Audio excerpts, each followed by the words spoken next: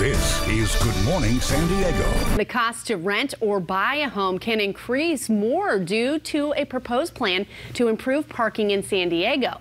Here to explain why the cost might go up is licensed California real estate broker Mark Powell. Good morning. Good morning. Thanks for having me. So this is a very scary thought because San Diego's parking reforms might actually increase the cost of renting and buying. I mean, in both cases. And as somebody who's grown up here in San Diego, rented many places, dealt with crazy parking situations, I mean, this is a serious situation. Correct. So the unintended consequences of eliminating parking spots on new construction of condos or apartments they're called transit priority zones, half a mile within an area where you can get a trolley or a bus stop.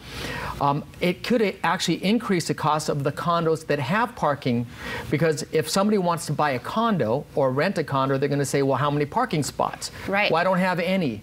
Okay, well, give me one that has a parking spot, at least one, but most people want two. And I've seen it firsthand as selling properties. The units with parking spots sell for a lot more money than the units that don't have any. Well, I would imagine that is, yeah, we see parking as an issue in a lot of the beach communities in Pacific Beach or Ocean Beach, just to name a few. So this could really affect people, not to mention we were just talking about, hey, if you don't have a parking spot and then you're trying to find parking and then street sweeping and all the other factors that come with that. Well, here's another serious unintended consequence that affects residential areas. So if there are no parking spots, people who live in the places may still have cars and they have people that visit. So they end up parking in residential neighborhoods. And that triggers a push for something called residential permit parking. Right. And that's where the property owner now, who's been living there for years, parking where they need to, they're under a permit process where they have to pay to park in front of their own house. And if they park out of that area, they get a ticket. And they limit the number of parking spots you get. I think you get 2 per residence plus 2 more guest parking. So in essence, you can have 4 cars. Right. So that's also kind of changing things. You know, how will neighborhood public streets be turned into paid permit zones? So you kind of touched on that, but I mean, could they just end up being paid permit zones just in general, anywhere that you're trying to park on the street? Okay, I'll give you an example. The Mesa College area. Yes. Okay, so you go to Mesa College.